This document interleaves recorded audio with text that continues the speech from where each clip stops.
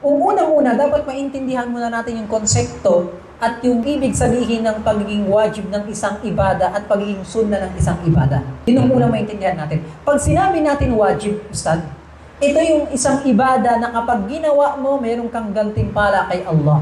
Kapag iniwan mo, meron kang kasalanan. Meron kang kasalanan. Yun ang ibig sabihin ng wajib. Pag sunna naman, ito yung kapag ginawa mo, meron kang kabutihan. Kapag hindi mo ginawa, wala kang kasalanan. Yun ang ibig sabihin ng so yun ang pinagkaiba nila Ustad, ang wajib at saka sunna. Ngayon, itong wajib pati sunna, i-apply natin to sa tahajjud pati ng sala. Ang pamantayan sa obligado sa mga wajib, meron tayong pamantayan sa usul, sa fiqh, ay hindi ka pwedeng malik sa wajib. Kasi may takdang oras ang wajib. At ang wajib na yan ay may pamantayan sa oras yan. Maliban na kapag may dahilan kang maging excuse mo yan sa harap ng Allah Ta'ala sa kabilang buhay, yung pagiging late mo, sa harap ka ng Allah Ta'ala mag-complain at harap ka ng Allah Ta'ala magpaliwanag. Pero ang pamantayan, hindi ka pwede malit sa wajib. Tama? Ngayon, dahil hindi ka pwede malit sa wajib, i-apply natin itong batas ng wajib pati sunna sa tahajjud pati ng fajr. Ngayon, ang sunna, kapag iniwan mo, wala kang kasalanan. Kapag nag-iwan ka ng tahajjud, wala kang kasalanan. Kapag iniwan mo yung wajib o nalit ka sa wajib, may kasalanan ka. So ngayon, hindi pwede ang isang tao masipag sa sunna, tapos tamad siya patungkol sa wajib.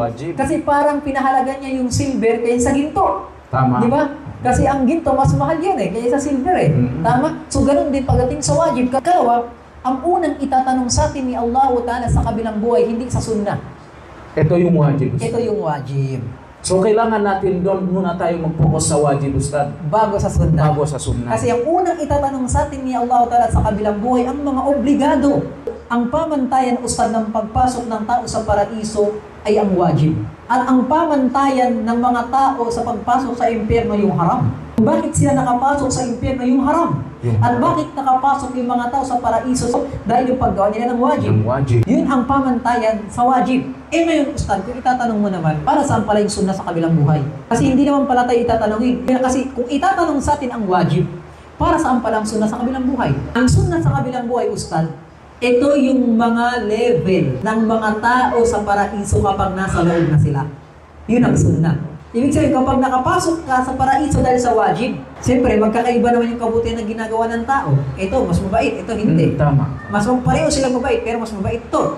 Pero pareho silang gumagawa ng wajib, pareho sila sa paraiso. Ngayon, magkakaiba rin yung pamantayan nila sa paraiso, depende sa paggawa nila ng sunna. Dahil sa sunna.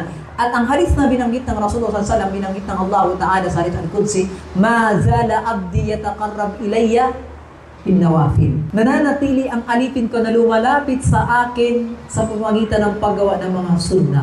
Ang tinutukoy doon sa kabilang buhay sa paraiso, lumalapit siya, tumataas ang kanyang level sa paraiso sa pagitan ng paggawa ng mga sunna. Dahil sa sunna yun, Ustad. Dahil sa sunna. Doon ang pamantay ng wajib at sunna. At ang pinakamataas na mahalaga ng wajib ay ang tauhid.